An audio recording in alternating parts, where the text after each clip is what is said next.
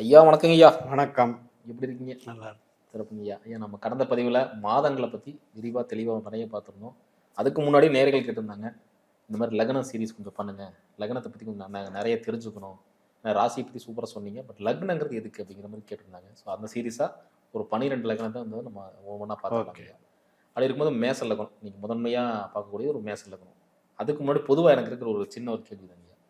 இப்ப ராசியை விட லக்னம் அப்படி என்ன முதன்மை இருக்கு? ராசி பலன் எல்லாருக்கும் தெரியும். ம். ஃபேமஸ்ஸு. காரணம் டிவி. ம். அந்த காலத்துல இருந்தே செய்தி பே அதாவது செய்தித்தாள்களில், ம். பேப்பர்களில், அப்புறம் கேலண்டர்ல. கேலண்டரில் எல்லாமே ராசி பலன் போட்டிருக்காங்க. நம்ம கோயிலில் போனாலும் என்ன ராசி, ம். என்ன நட்சத்திரம் அப்படின்னு அர்ச்சனை பண்ணுறோம். ம். ஸோ அது ஃபெமிலியாரிட்டி ரைட்டு. பட் லக்னம் என்பது ஒரு நிகழ்வை தீர்மானிக்கக்கூடிய விதி. ம். ஆனால் ராசி என்பது ஒரு தோராயமாக அந்த நிகழ்வு நடந்த ஏரியா. ம். அப்போ ஏரியா முக்கியமா, நம்ம அந்த நிகழ்வு நடக்கிற நேரம் முக்கியமா? அப்போ அந்த நேரம் தான் முக்கியம். ஆனால் நம்ம அந்த காலத்தில் பாப்புலேஷன் கம்மி, அதனால் குலத்தொழில் மட்டும்தான் ஊருக்குள்ளே நடக்கும். ம். முதல்ல ஜோதிடம் மன்னர்களுக்கு தான் பார்த்துட்டு இருந்தாங்க, பொது ஜனத்துக்கு வரல. ம். அப்போ குறுகிய அமைப்பில் பார்க்கும்போது அந்த ராசி பலன்கள்ங்கிறது எடுபட்டது. இன்றைக்கி நிறைய காம்பினேஷன், அதாவது ஸ்டடீஸ்லேயே ஆகட்டும், தொழில்லையே ஆகட்டும், ஊர் விட்டு ஊர் போகிறதாகட்டும், எல்லாமே மாற்றம் அடைஞ்சு எல்லாமே கொலாபரேஷன் ஆகிடுச்சு. ம். அந்த மாதிரி கொலாபரேஷன் ஆகும்போது நமக்கு நிறைய கேள்விகள் வருது. அந்த கேள்விகளுக்கு வெறும் ராசியை வச்சு விடை தேடும்போது அங்கே பவர் இல்லை, ம். கொடுக்க மாட்டேங்குது. ம். ஏன்னா 2.25 நாள் ஒரு ராசி. ம். 2.25 நாள் நடக்கிற ராசியில் நீங்கள் அந்த 2.25 நாளைக்கு 48 ஒரு 52 மணி நேரத்துக்கு நீங்கள் எப்படி பகுத்து பார்ப்பீங்க? நிகழ்வுகளை பிரிக்க முடியாது, கஷ்டம். அக்யூரேசி பண்ண முடியாது. ம். 19 ராசிக்கு நல்லா இருக்கு, நல்லா இல்லை, இதெல்லாம் சொல்ல முடியும். இந்த கேள்விக்கு இந்த பதில்னு எடுக்க முடியாது. ம். ஆனால் லக்னம் என்பது தான் அடிப்படை ஜோதிடத்திலேயே, ஜோதிட சாஸ்திரத்திலேயே லக்னம் குறிக்காமல் பலன் இல்லை. 12 பாவம், அந்த 12 பாவம் இல்லாமல் பலன் இல்லை. அப்ப லக்னம் எத்தனை நேரம் இருக்குங்க ஐயா? 2 மணி நேரம். 12 லக்னங்கள் ஒரு நாளைக்குள்ள சூரிய உதயத்திலிருந்து மறுநாள் சூரிய உதயம் வரைக்கும் 12 லக்னம் சைக்கிளாக வருது. நீங்க சொல்றத பார்த்தா 52 மணி நேரம் இருக்கக்கூடிய ராசியோட பவரை விட ஆ, 2 மணி நேரத்துல இருக்கக்கூடிய லக்ன பவர் யூனிக்கா இருக்கும். அக்யூரசி. ம். அந்த லக்னத்தையும் 9 புள்ளி இருக்கு. ம். அந்த 9 புள்ளியிலையும் ஒரு புள்ளியை நாம் எடுத்து பேசணும் அப்படின்னா இன்னும் அக்யூரசி. அப்போ இது நாம் ரொம்ப நாளாக நம்ம பேசிக்கிட்டு இருக்கோம், நம்ம பலன் சொல்கிறோம், எல்லாமே பண்ணுறோம். மக்களுக்கு போய் சேர்றதுக்கு நாம் தகுதி வர்றதுக்காக இவ்வளவு நாள் வெயிட் பண்ணுறோம். கண்டிப்பா. ஏன்னா நீங்க பல வருஷமா நான் கிட்டத்தட்ட 2020 இருந்து சந்திச்சிருக்கோம். ஆமாம். அப்பல இருந்து நம்ம சொல்ல வேண்டியது லக்னம் தான் முக்கியம். ராசியில ஒன்றும் இல்லப்பா. ராசிங்கிறது ஒரு உடம்பு தான். லக்னங்கிறது அகம் சார்ந்த விஷயங்கள் நிறைய சொன்னீங்க. டிவியிலே ஆகட்டும், பேப்பர்லேயே ஆகட்டும், ராசி பலன் சொல்கிற மெத்தட் பிரயோஜனமே இல்லைங்க. ம். ம். அதுக்கு காரணம் நம்ம மக்கள்கிட்ட ஏற்கனவே அங்கே போய் இன்சர்ட் பண்ணி வச்சுருக்காங்க. 7.5 சனின்னா ராசியில் வர்றது தான், குரு பயிற்சின்னா ராசியில் வர்றது தான். அதில் பிரயோஜனமே இல்லை. இருந்தாலும் இப்போ எல்லாத்துக்கிட்டையும் பரவலாக இருந்த விஷயத்தை பேசினா தானே எடுபடணும்னு எல்லாருமே பேசிகிட்டு இருக்காங்க. ம். ம். ஆனால் நம்ம மக்கள் ஜோதிடத்தை இன்னும் கொஞ்சம் உணரணும். மேலோட்டமாக கேள்வி ஞானம் மட்டும் பத்தாது, அவங்க தன்னுடைய ஜாதகத்தை இண்டிவிஜுவலாக உணரணுங்கிற அந்த எண்ணத்தில் தான் நான் லக்னத்தை கொஞ்சம் கஷ்டம்னாலும் நீங்கள் புரிஞ்சுக்கோங்கன்னு சொல்ல வரேன். கண்டிப்பா கண்டிப்பா. லக்னம் நிலையானது, ம். ராசி நிலையானது அல்ல. ம். இப்போ நீங்கள் என்ன ராசி? நான் மீன ராசி. மீன ராசி. இப்போ நீங்கள் மீன ராசியில் இல்லைன்னு நான் சொல்கிறேன். அது என்ன காரணம்னா, சந்திரனே நிலையானது இல்லை. நாம் ஒன்று பூரட்டாதியில் பிறப்போம், உத்திரட்டாதியில் பிறப்போம், ரேவதியில் பிறப்போம். அப்போ பிறக்கும்போது ஒரு திசை நடக்குதுன்னா அந்த நட்சத்திர திசை நமக்கு தொடங்கும். அதுக்கடுத்த திசை மாறும்போது அந்த நட்சத்திரமே நகர்ந்துருது. இப்போ உங்களுக்கு கேது திசையோ சுக்கிர திசையோ வருதுன்னா அது மேசராசிக்குள்ளே தான் அஸ்வினிலேயோ பரணிலேயோ போகுது. அப்போ நீங்கள் மீனராசின்னு சொல்லி ராசி பலன் பார்த்து என்ன பிரயோஜனம்? அப்போ அங்கே அக்யூரசி கிடைக்கும். தசாபுதிகளை மாற மாற சந்திரன் நகருது. அப்போ சந்திரனே நிலையானது இல்லைங்கும் போது ராசியும் நிலையானது இல்லை. ஆனால் நம்ம ராசியை பற்றி மக்கள்கிட்ட கொண்டு போய் சேர்த்துட்டு தான் இதுக்கு வர்றேன். கண்டிப்பாக நாமளே பேசணும். ஆமாம்.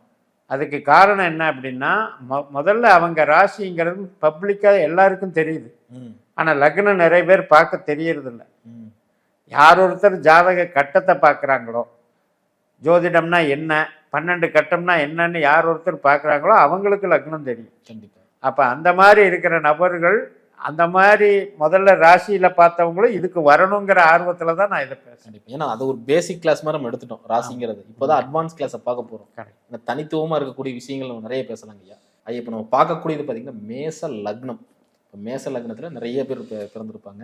ஸோ அப்படி இருக்கும்போது நம்ம குணாதிசயங்கள் ராசி ரீதியாக நம்ம அதில் பார்த்துட்டோம். இதில் என்னென்னா தோற்றம் பார்க்க முடியுமா? ஒரு மேச லக்னக்காரரு இப்படி தான் இருப்பார், இப்படிப்பட்ட உடம்பு இருக்கும், இப்படிப்பட்ட முடிகள் இருக்கலாம் அப்படின்னு தோற்ற ரீதியாக ஒருத்தர் வந்து நம்ம உதாரணம் எடுக்க முடியுமா? நிச்சயமா. லக்னம்னாலே தோற்றம்னு தான் அர்த்தம். லக்னத்தை குறிப்பிடக்கூடிய ஒரு முக்கியமான ஒரு 5-6 பாயிண்ட் சொல்கிறேன். உயரம், தோற்றம், நிறம், குணம், அதுபோக அவங்களுடைய சிந்தனை, ஆட்டிடியூட், செயல்திறன், பாடி லாங்குவேஜ், இத்தனையும் சொல்லலாம். கண்டிப்பாக. லக்னம். அப்போ சொல்லுங்க மேசத்துக்கு எப்படிங்க இருக்கு? ஓகே, இப்போ மேஷம் 30 டிகிரி கொண்டது. டிகிரி என்ன உடனே மக்கள் பயந்துடக்கூடாது. ஏன்னா இப்போ நமக்கு வந்து நட்சத்திரம் 27 நட்சத்திரம் ஓரளவுக்கு நிறைய பேருக்கு தெரியும். இப்போ மேஷத்தில் வந்து 3 நட்சத்திரம் இருக்கு. அஸ்வினி 4 பாதம், பரணி 4 பாதம், அதே மாதிரி கிருத்திகை 1. ஸோ அதை வச்சு அவங்க வந்து அந்த எப்பவுமே நட்சத்திரம்னா பாதம் தெரிஞ்சுக்கணுங்க. ஒரு நட்சத்திரத்துக்கு 4 பாதம். இப்போ மேசராசியில் அஸ்வினிக்கு 4 பாதம் கொடுத்துட்டாங்க, பரணிக்கு 4 பாதம் கொடுத்துட்டாங்க. அந்த 8 போக ஒரு ராசிக்கு 9 புள்ளி தான். அந்த 9வது புள்ளி கிருத்திகை, ஒரு பாதம் மட்டும் அதில் இருக்குது. ஸோ இந்த 3 தான் அவங்களுடைய தோற்றத்தை நிர்ணயிக்குது. இப்போ யார் ஒருத்தர் அஸ்வினி 1ஆம் பாதத்தில் பிறக்கிறாங்களோ, லக்ன புள்ளி அஸ்வினி 1ல் வந்தவங்களோ, அவங்க வந்து அதிகாரம் கொண்டவர்களாக இருப்பார்கள், நல்ல மிடுக்கான தோற்றமாக இருப்பாங்க, நல்ல ஹைட்டு இருப்பாங்க, வளர்ச்சியாக இருப்பாங்க. அதே நேரத்தில் அவங்களுடைய முகம் அப்படிங்கிறதுல பாடிக்கும் முகத்துக்கும் கொஞ்சம் வித்தியாசம் இருக்கும். எப்படிப்பட்ட வித்தியாசம்னா, இப்போ பார்த்தீங்கன்னா ஒரு பாடி ஒரு ஷேப்பில் இருக்கும். இப்போ ஒல்லியாக இருக்குன்னு வைங்க, லெங்க்த்தாக இருக்குன்னு வைங்க. ஆனால் முகம் வந்து கொஞ்சம் குட்டையாகவும் ரவுண்டாகவும் இருந்தால் எப்படி இருக்கும்? வித்தியாசமாக. அதே மாதிரி முகம் வந்து நீட்டமாக இருக்குது, பாடி கொஞ்சம் ஸ்டவுட்டாக இருந்தால் எப்படி இருக்கும்? இந்த வேரியேஷன் அங்கே இருக்கும். யாருக்கு? 1ஆம் புள்ளியில் பிறந்தது. இப்போ நாம் வந்து 9 புள்ளி ஞாபகம் வச்சுக்கணும். இந்த லக்னம் இந்த சீரியஸ்லேயே நான் 9 தான் விளக்கம் சொல்ல போகிறேன். அப்போ அஸ்வினி 1ல் பிறந்தவங்களுக்கு இந்த தோற்றம் இருக்கும். அதே அஸ்வினி 2 பாதம் 2ஆக அந்த லக்ன புள்ளி அமைந்தால் அவங்க வந்து ஒரே மாதிரி இருப்பாங்க, வித்தியாசம் இருக்காது. முகம், அந்த உடல் வித்தியாசம் இருக்காது. ஆனால் அவங்களுடைய சிந்தனை வந்து கொஞ்சம் குறுக்குடு மைண்டாக இருக்கும். குறுக்குடு மைண்டுங்கிறத விட வியாக்கியானம்னு சொல்லுவாங்க, விவரமாக இருக்கா ஐயா அப்படின்னு சொல்லுவாங்க. அந்த மாதிரி இருப்பாங்க. ஆனால் முதல்ல 1ஆம் பாதத்தில் பிறந்தவங்கக்கிட்ட இருக்கிற பரபரப்பு, கோபம், படபடப்பு இதெல்லாம் இருக்காது. இந்த 2ஆம் பாதத்தில் இருக்கவங்க அமைதியாக இருப்பாங்க, அவங்களுக்கு காரியமாகறதுக்கு உண்டான பக்குவத்தோடு இருப்பாங்க. அதே 3ஆம் பாதம் அஸ்வினி 3ஆம் பாதத்தில் இருக்கவங்க கொஞ்சம் ஆசிலேஷனாகவே இருப்பாங்க, ஒரு ஸ்டெடி இருக்காது. அதே நேரத்தில் நம்ம ஒரு உறவுகள் சார்ந்து மதிப்பு, எமோஷன் இதில் எல்லாம் கூடுதலாக இருப்பாங்க. அஸ்வினி 4ஆம் பாதத்தில் இருக்கிறவங்க அவங்க வந்து கொஞ்சம் அப்செட் மைண்டை குறிக்கும். அதாவது ஒரு வேகமாக ஒரு செயலை எதிர்பார்க்கறது நடக்கவே மாட்டேங்குதுங்கிற அதிருப்தியை எப்போவுமே வச்சிருக்கிறவங்க. இப்போ உடல் தோற்றத்திலேயே இப்போ பார்த்தீங்கன்னா இந்த 1ஆம் பாதம் அப்படிங்கிறது ரொம்ப ஸ்டெடி, 2ஆம் பாதம் அப்படிங்கிறது மீடியம், 3ஆம் பாதம்ங்கிறது வந்து வேவரி, அன்ஸ்டேபிள், 4ஆம் பாதம் என்பது ரொம்பவுமே அவங்களுக்கு வந்து இப்போ வளர்ச்சி குறைவுன்னே எடுத்துக்கலாம் தோற்றத்தில். அது மாதிரி பரணி எடுத்தீங்கன்னா அட்ராக்ஷன், 1ஆம் பாதம் எடுத்தீங்கன்னா ரொம்ப ரொம்ப அட்ராக்ஷன் ஸ்டெபிலிட்டி நல்லா இருக்கும். 2ஆம் பாதம் எடுத்தீங்கன்னா கொஞ்சம் வேவரிங்காக இருப்பாங்க. ஒரு ஒரு மாதிரி ஒரு அன்ஸ்டேபிளாக இருப்பாங்க. ஓரளவுக்கு கவர்ச்சிங்கிறது இருக்கும், ஆனால் அந்த கவர்ச்சி பிரபலப்படுத்த மாட்டாங்க. அதே 3ஆம் பாதத்தில் இருக்கிறவங்க தன்னை ரொம்ப கவர்ச்சியாக காட்டிக்கிட்டு ரொம்பவுமே பிரபலப்படுத்திக்குவாங்க. 4ஆம் பாதத்தில் இருக்கிறவங்க அதை கவர்ச்சியை வந்து நெகட்டிவாக ஃபீல் பண்ணுவாங்க. இப்போ ஓவர் மேக்கப்னா எப்படி இருக்கும்? அடிச்ச மாதிரி இருக்கும். அந்த மாதிரி 4ஆம் பாதம் வேலை செய்யும். கடைசி பாதம் சூரியன் புள்ளி, அது கிருத்திகை 1ஆம் பாதத்தில் பிறக்கிறவங்க அவங்களுக்கு உண்டான ஒரு ராஜகம்பீரம், ஒரு பெரிய ஆதிக்க குணம், ஒரு அதிகாரத்துவம், தான் வந்து எதையுமே தலைமை தாங்கி நடத்துவேங்கிற ஒரு வீரத்தோடு இருப்பாங்க. இப்படித்தான் தோற்றம். அதே மாதிரி மேசம் சொல்லும்போது நிறைய பேருக்கு இந்த சொட்டை உழுகிறது, இந்த வெள்ளை முடி அதிகமாக வர்றது, இதெல்லாம் எதனால பிடிக்கும்? இதெல்லாம் வந்து கிரகங்கள் வந்து லக்னத்தில் உட்கார்றதை வச்சு வர்றது.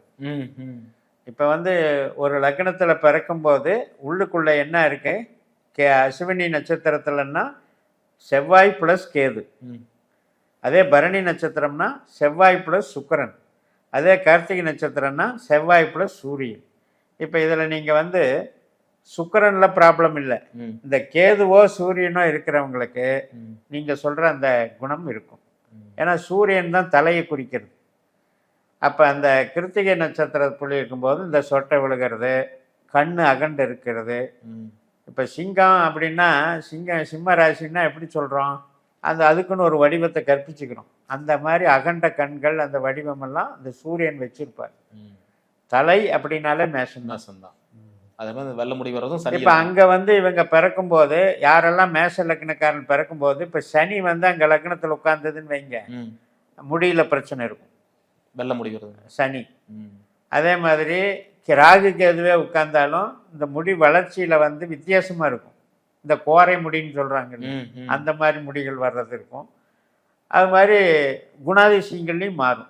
இப்போ நீங்கள் குரு உட்கார்ந்ததுன்னா கொஞ்சம் சாந்தமாக இருப்பாங்க லக்னத்தில்.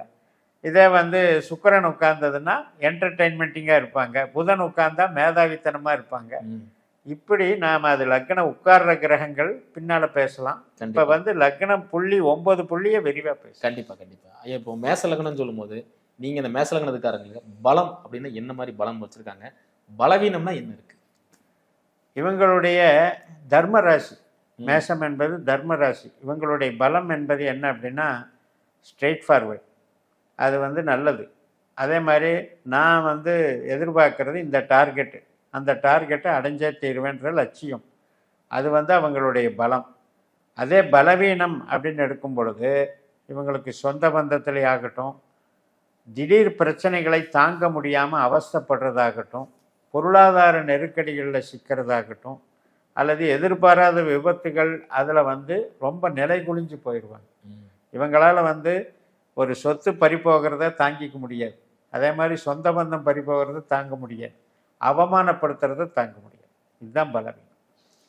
அதாவது தாங்கிக்கொள்ள முடியாது, தாங்கிக்கொள்ள முடியாது. காரணம் அந்த அந்த வில் பவரை இழந்துருவாங்க. ஐயா, இவங்களுக்கு வளர்ச்சி யாரால் இவங்களுக்கு வளர்ச்சி, அதே மாதிரி யாரால் இவங்களுக்கு வீழ்ச்சி? இவங்களுக்கு பக்கபலமாக இருக்கிறது அப்படின்னு எடுத்துட்டிங்கன்னா, இப்போ ஓரளவுக்கு ஒரு வேலை பார்க்குற இடம்னு வைங்க, அந்த வேலை பார்க்குற இடத்துல ஒரு நல்ல வேலை வாங்கக்கூடிய திறமை இவர்களுக்கு இருக்கும். அதே மாதிரி உறவினர்கள் மத்தியில், பங்காளிகள் மத்தியில் ஒரு எல்லாரும் கூடயும் அனுசரித்து போகிற திறமை இருக்கும். அந்த மாதிரி தெய்வ அனுகூலம், குலதெய்வம், பூர்வீகம், தந்தை வர்க்கம், இதெல்லாமே இவங்களுக்கு ஆதரவு இருக்குது, சப்போர்ட் இருக்குது. பிரச்சனைங்கிறது என்ன அப்படின்னா, இப்போ இவங்களுக்கு வந்து தன்னுடைய சுயபலத்தில் அவமானப்படுறது மட்டும் இல்லாமல் இருந்தால் இவங்களுக்கு பலம் நல்லா இருக்கும். அந்த அவமானப்படுறதோ அல்லது கில்ட்டி ஃபீலிங்னு சொல்லுவாங்க இல்லையா, நான் வந்து இப்படி நடந்திருக்கக்கூடாது, அவசரப்பட்டு நான் செஞ்சிட்டேன் அப்படின்னு கில்ட்டி ஃபீலிங்கில் தன்னைத்தானே வருத்திக்கிறாங்க இல்லையா, அதுதான் இவங்களுக்கு பலவீனம். சிறப்பு. அதே மாதிரி இந்த வழிபாடு சொன்னீங்க, இப்போ நிறைய வழிபாடு பண்ணுவாங்கன்னா இவங்க அதிகமாக பார்த்தீங்கன்னா உக்கர தெய்வங்கள், இந்த காளி பிரதிங்கிரா இவங்கள மாதிரி உக்கர தெய்வத்தை வந்து வழிபடுறது வந்து ஒரு வழக்கமாக வச்சுருக்காங்க. எதனால் இவங்களுக்கு அந்த ஈர்ப்பு ஏற்படுது? அதாவது ஜென்ரலாக என்ன சொல்லுவோம், மேஷம்னா செவ்வாய் வீடு, முருகனுடைய ஆதிக்கம் அப்படின்னு பொது பலனாக சொல்கிறது உண்டு. பட் உள்ளே பார்த்தீங்கன்னா கேது இருக்கார், அதே மாதிரி சுக்கிரன் இருக்கார். இந்த 2 பேர் தான் டாமினேட்டிங். இந்த கேது வந்து விநாயகரை குறித்தாலும் சில உக்கிர தேவதைகளை குறிக்கிற கிரகம். அதாவது சண்டி, இது மாதிரியான பகவதி, இந்த மாதிரியான தேவதைகளை குறிக்கக்கூடிய அமைப்பு அங்கே இருக்குது. ஸோ அதனால் அந்த ஈடுபாடு. 1, 5, 9 தான் தெய்வங்கள். இப்போ 1ல் இருக்கிறதே தான் 5ல் இருக்கும் நட்சத்திரம். கேது, சுக்கிரன், சூரியன். 9ல் மூலம், பூராடம், உத்திராடம், இதே தான் வரும். அப்போ இந்த 1, 5, 9 தான் தெய்வ பலன். அது இஷ்ட தெய்வமாகட்டும், குலதெய்வமாகட்டும், எல்லாமே பகவதி, பார்வதி, கணபதி, சண்டி, காளி, இப்படித்தான் அங்கே இருக்குது. அதே மாதிரி நீங்கள் கேட்ட மாதிரி இப்போ இந்த பிரத்யங்கரா இந்த மாதிரி போகிறதுக்கு காரணம் என்ன அப்படின்னா, 3ஆம் இடத்துலையும் 3ஆம் இடத்துலையும் 5ஆம் இடத்துலையும் இங்கே ராகு இருக்கார். திருவாதிரை, சுவாதி, சதயம், 3, 7, 11. இந்த 3, 7, 11ல் என்ன ஆகும், இந்த ராகு வந்து அந்த மாதிரியான ஒரு ஈடுபாட்டை கொடுக்குறாரு. ஐயா, அடுத்து பார்த்தீங்கன்னா வாழ்க்கை துணை எல்லாருக்கும் ஆசை தான். எப்பேற்பட்ட வாழ்க்கை துணை வரப்போகுது அப்படின்னு நிறைய பேர் எங்கிட்டு இருப்பாங்க. அப்படி இருக்கும்போது இவங்களுக்கான வாழ்க்கை துணை எப்படி அமையும், எப்படி இருப்பாங்க? ஆணாக இருந்தாலும் பெண்ணாக இருந்தாலும் வாழ்க்கை துணை வந்து இவங்களுக்கு திருமண வாழ்க்கை சிறப்பாக அமையும். சமநிலையில் இருப்பாங்க. அதாவது நமக்கு ஈக்குவல் இவங்க தான், நமக்கு கரெக்டான ஜோடி அப்படின்னு நினைக்கிற அளவுக்கு இருப்பாங்க. அந்நியத்தில் மெயினாக பெரும்பாலும் அந்நியத்தில் மனமுடிப்பாங்க, சொந்த பந்தம் இல்லாமல். அதான் லவ் மேரேஜ் ஆகிற வாய்ப்பு இருக்குது. லவ் மேரேஜாக இருந்தாலும் அந்நியம். நம்ம வந்து இப்போ பொருத்தம் பார்க்குறாங்க இல்லையா, அரேஞ்சு மேரேஜ் பண்ணும்போதும் அந்நியத்தில் தான், சொந்த பந்தம் இல்லாமல் முடிக்கிறதுக்கு வாய்ப்பு இருக்குது. இவங்களுக்கு வந்து அந்த வாழ்க்கை துணையினுடைய கேரக்டர் வந்து இவங்களை எப்படி எவ்வளவு தூரம் அட்ஜஸ்ட் பண்ணி இவங்களுக்காகவே நான் வந்து லைஃப் பூரா சப்போர்ட் பண்ணுவேன் அப்படின்ற மென்டாலிட்டியோடு இருப்பாங்க. ஆணாக இருந்தாலும் பெண்ணாக இருந்தாலும். அதாவது 50% நீங்கள் எனக்கு அன்பை பொழிகிறீங்கன்னா அதே அளவுக்கு நான் திருப்பி கரெக்டாக கொடுத்துருவேன் அப்படிங்கிறதுல கரெக்டாக இருப்பாங்க. ரொம்ப ரொம்ப இனிமையான சப்போர்ட்டிவான மேரேஜ் வாழ்க்கை. ஐயா, அருமையாக சொன்னீங்க ஐயா. இப்போ மேச லக்னம்னு சொல்லும்போது மேஜராக சொல்கிறது என்ன, இவங்க சுயநலவாதிங்க, செல்ஃபிஷாக இருப்பாங்கன்னு சொல்லுவாங்க. அதை நீங்கள் எப்படி பார்க்குறீங்க? அதாவது இப்போ செவ்வாய் கிரகம் வீடு அப்படின்னு வந்துட்டாலே செவ்வாயினுடைய நேச்சர் என்ன அப்படின்னா, நான் தான் அப்படின்ற ஒரு கெத்து, அதாவது ஆணவம்னு கூட சொல்லலாம். அதனால் அந்த செவ்வாய் வந்து ஒரு மிலிட்ரி மேன் மாதிரி. எனக்கு என்னுடைய ஆணையில் என்னுடைய இஷ்டப்படி தான் எனக்கு வந்து எல்லாமே செயல் நடந்தால் தான் நான் திருப்தி அடைவேன் அப்படின்ற கிரகம் தான் செவ்வாய். நீங்கள் சொன்ன மாதிரி உக்ர கிரகம், அக்னி கிரகம், நெருப்பு கிரகம். இந்த ராசியுமே நெருப்பு ராசி, அதுவும் சரராசி, சரநெருப்பு. சரநெருப்புன்னா என்னென்னா வேகமாக இப்போ எல்லா குப்பையை போட்டாலும் எரிஞ்சிக்கிட்டே இருக்கும் இல்லையா, வேகமாக மேலே போகிற நெருப்பு. அப்படிப்பட்ட குணம் இருக்கிறதுனால இவங்களுக்கு உண்மையிலேயே அந்த ஆதிக்க குணம் இருக்குது. அதுக்கு அட்ஜஸ்ட் பண்ணி போகிற மாதிரி மனைவி அமையிறது தான் இவங்களுக்கு சிறப்பு. பெண்ணானால் கணவன் அமையிறது சிறப்பு. ஏன்னா இந்த வேகத்தை தணிக்கக்கூடிய ஆற்றல் அங்கே இருக்குது. துலாம் ராசியில் 7ஆம் வீட்டில் அது சுக்கிரனுடைய வீடாக இருக்கிறதுனால எப்பவுமே இன்பம் பகிர்தல் அப்படின்னு எடுத்துக்கிட்டிங்கன்னா செவ்வாய் சுக்கிரன். ஆணுக்கு சுக்கிரன் மனைவி, பெண்ணுக்கு செவ்வாய் கணவன். இந்த 2 கிரகங்கள் தான் 1, 7ல் இருக்கு. சிறப்புங்க ஐயா. நீங்கள் பல்லாயிரம் ஜாதகம் பார்த்துருப்பீங்க. அப்படி இருக்கும் இந்த மேச லக்னத்துக்கு மேக்சிமம் எந்த லக்னக்காரங்க வந்து ஒரு கணவன் மனைவியாக உள்ள வராங்க? அதாவது எப்படி வரணும்னு நம்ம சொல்கிறோம். ஏன்னா இந்த காலத்தில் வந்து பொருத்தம் பார்க்குறங்கிற பேரில் எப்படியோ அமைச்சிடுறாங்க. நட்சத்திர பொருத்தம் பார்க்குறாங்க, டக்குன்னு அமைச்சிடுறாங்க. நான் இப்படித்தான் இருக்கணுங்கிறத சொல்ல வர்றதுல வந்து நான் என்ன சொல்ல வர்றேன்னா, நமக்கு வந்து 3ஆம் இடம், லக்னத்துக்கு 3ஆம் இடமான மிதுனம், 5ஆம் இடமான சிம்மம், 9ஆம் இடமான தனுசு, 11ஆம் இடமான கும்பம். இந்த 4 ராசிகள் தான் மேஷத்துக்கு வந்தாதான் நல்லா இருப்பாங்க. ராசிகள் வரணும், அதாவது லக்னம் இந்த லக்னக்காரர்களை மணக்கணும். அப்படி மணந்ததுன்னா 2 குடும்பத்துக்குள்ள அந்யோன்யம் இருக்கும், அனுசரணை இருக்கும், அந்த சம்பந்திகளுக்குள்ளேயும் ஒரு பிரச்சனை வராது. இதெல்லாமே ஒத்தப்படையாக வருது பார்த்தீங்களா, 1, 3, 5, 9. இதில் நான் 7 விட்டுட்டேன். அந்த 7 ஏன் விட்டேன் அப்படின்னா, இப்போ நான் 9 புள்ளி சொல்கிறேன்ல, அந்த 9 புள்ளியில் இப்போ இவர் வந்து 9வது புள்ளியில் பிறக்கிறாருன்னு வைங்க, கிருத்திகை 1ல் பிறக்கிறாரு, 1ல் பிறக்கிறாருன்னு வைங்க. அங்கே துலாத்தில் வந்து 1வது புள்ளியில் அதாவது சித்திரை 3ஆம் பாதத்தில் துலாத்தில் ஒரு மேட்சிங் பண்ணுறாங்கன்னு வைங்க, ம் அது சரி சமசப்தமாக ஆகாது. ஏன்னா புள்ளி கரெக்டாக இருக்கணும். ம் இங்கே ஒரு 3வது புள்ளின்னா அங்கேயும் 3வது புள்ளி இருக்கணும், ம் இங்கே 5வது புள்ளின்னா அங்கேயும் 5வது புள்ளி இருக்கணும். ஆனால் அந்த மாதிரி ரேரு அமையாது. அதுக்காகத்தான் அந்த இடத்த விட்டுட்டேன், 7ஆம் பாவத்தை விட்டுட்டேன். இந்த மாதிரி எடுத்துக்கிட்டாங்கன்னா இவங்களுக்கு வாழ்க்கை நல்லா இருக்கும். எது நல்லா இருக்காதுங்கிறது பார்த்தீங்கன்னா 4, 8, 12ல் ரொம்ப பரிதாபக்கூடிய நிலைமை. அதாவது கடகம் விருச்சகம் மீனம். கடகம் விருச்சிகம் மீனம் அது நீர் ராசி, இது நெருப்பு ராசி, ஜென்ம பகை. அந்த மாதிரி லக்னங்கள் நட்சத்திர பொருத்தம் இருக்குன்னு பார்த்து பண்ணி வச்சுட்டு இந்த லக்னங்கள் மாறி இருக்கிறனால 2 குடும்பமுமே போராடும், கணவன் மனைவியும் கஷ்டப்பட வேண்டிய சூழல் வந்துடும். ஐயா அருமையாக சொன்னீங்க. அடுத்து பார்த்தீங்கன்னா தொழில், வேலை, அந்தஸ்து இந்த மேச லக்னக்காரங்களுக்கு எப்படிங்க இருக்கும்? இப்போ நம்ம அந்த 9 புள்ளி சொன்னோம் பாருங்க, அதை வந்து இன்னும் கொஞ்சம் டீப்பாக மக்கள் புரிஞ்சுக்கணும். இப்போ நீங்கள் எத்தனாவது புள்ளி அப்படின்னு நம்ம கணக்கெடுத்துக்கணும். இப்போ உதாரணத்துக்கு 5வது புள்ளின்னு வைங்க, அது வந்து பரணியில் விழுகும். அஸ்வினி 4 போக 5வது புள்ளி பரணியில் விழுகும். அப்படியே நேராக 10ஆம் இடத்துக்கு போங்க, மகரம், அதுதான் தொழில் ஸ்தானம். அங்கே அதே 5ஆம் புள்ளி தான் இவங்களுக்கு வேலை செய்யும். அப்போ நாம் ஜென்ரலாக ஜோதிடத்தில் என்ன நினைப்போம், லக்னாதிபதி செவ்வாய், 10ஆம் அதிபதி சனி இப்படின்னு எடுப்போம். அது வந்து ஒரு 20% தான் வேலை செய்யும். நான் டெப்த்தாக போக சொல்கிறது எதுக்குன்னா, என்ன கிரகம் உங்களுக்கு தொழில் கொடுக்குது அப்படின்னு அந்த புள்ளியை பாருங்கள். இப்போ 5வது புள்ளி பரணி 1ல் பிறந்தவங்களுக்கு அதே மகரத்தில் 5வது புள்ளி எது வரும்னா உத்திராடம் 2, 3, 4, திருவோணம் 1, 2. இந்த திருவோணம் 2ல் போய் விழுக்கும். அப்போ சந்திரன் தொழிலுக்கு உண்டான கிரகம். இப்படி டெப்த்தாக பாருங்க.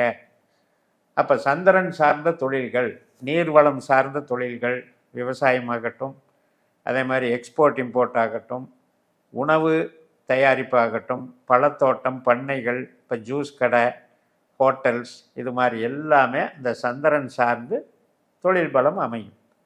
அப்படியே அவங்க அந்த புள்ளியை பார்த்து அந்த கிரகம் எப்படி இருக்குன்னு தன்னுடைய ஜாதத்தில் பார்த்து தொழிலை அமைச்சிக்கிறது தான் சிறப்பு. அருமையா. ஐயா அடுத்து 6ஆம் பாவம்.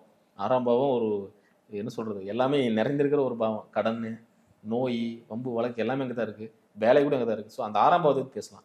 இவங்களுக்கு கடனில் சிக்குவாங்களா? அப்படி சிக்கினது அந்த கடனை திருப்பி கட்ட முடியுமா?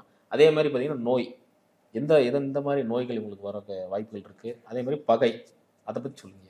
ஜோதிடத்தில் பலன் பார்க்குறதுல இப்போ அந்த காலம் தொட்டு நம்ம பேசிக்காக பார்க்குறது எல்லாமே லக்னத்தை வச்சு மட்டும் சொன்னோம், பலன்னு சொன்னோம். இப்போ நம்ம இந்த அட்வான்ஸ்டு சிஸ்டத்தில் என்ன சொல்கிறோம்னா 2 விதமாக பிரித்து பலன் சொல்லுங்கள். அகம் சார்ந்து புறம் சார்ந்து. லக்னம் சார்ந்தது, லக்னம் சாராது. அப்படி பலன் எடுக்கும் பொழுது 6ஆம் இடம் என்கின்றதில் நோய் மட்டும் லக்னம் சார்ந்தது. அப்போ நோய்க்கு நல்லா இருக்கும்போது அங்கே வேலையும் நல்லா இருக்கும். வேலை பார்த்தா தானே நோய் வருது, சும்மா இருந்தால் வராதுங்க. அப்போ 6ஆம் இடம் வந்து லக்னம் சார்ந்ததாக வரும்போது அங்கே நோய்க்கு வந்து இன்க்ரீஸ் பண்ணி கொடுக்கும். அதே 6ஆம் இடம் வந்து தொழில் சார்ந்து எடுக்கும்போது நல்லா இருக்கணும். இப்போ 6ஆம் இடம் வந்து 5ஆம் இடமோ 3ஆம் இடமோ அல்லது வந்து 9ஆம் இடமோ தொடர்பு கொண்டால், 11ஆம் இடம் கூட தொடர்பு கொண்டால் பவர் கம்மி, வேலைக்கு எங்கே மதிப்பில்லை. சரி, இப்போ வேலை போக நமக்கு இருக்கிறது எல்லாமே நெகட்டிவ் தான். ஒன்று கடன், இன்னொன்று வம்பு வழக்கு, பகை. இப்போ இந்த பகைங்கிறது 6ஆம் இடத்துல நான் முதல்ல சொன்ன புள்ளி விவரத்துக்கே வர்றேன். இப்போ உதாரணத்துக்கு பரணி 1ல் லக்னம் அமைஞ்சிருக்குன்னு வைங்க, 5வது புள்ளி. அது மாதிரி 6ஆம் பாவமான கன்னிராசி எடுத்துக்கணும். அதில் வந்து நமக்கு உத்தரம் 2, 3, 4 பாதங்கள், அஸ்தம் 2வது பாதம் 6வது புள்ளியாக வரும்.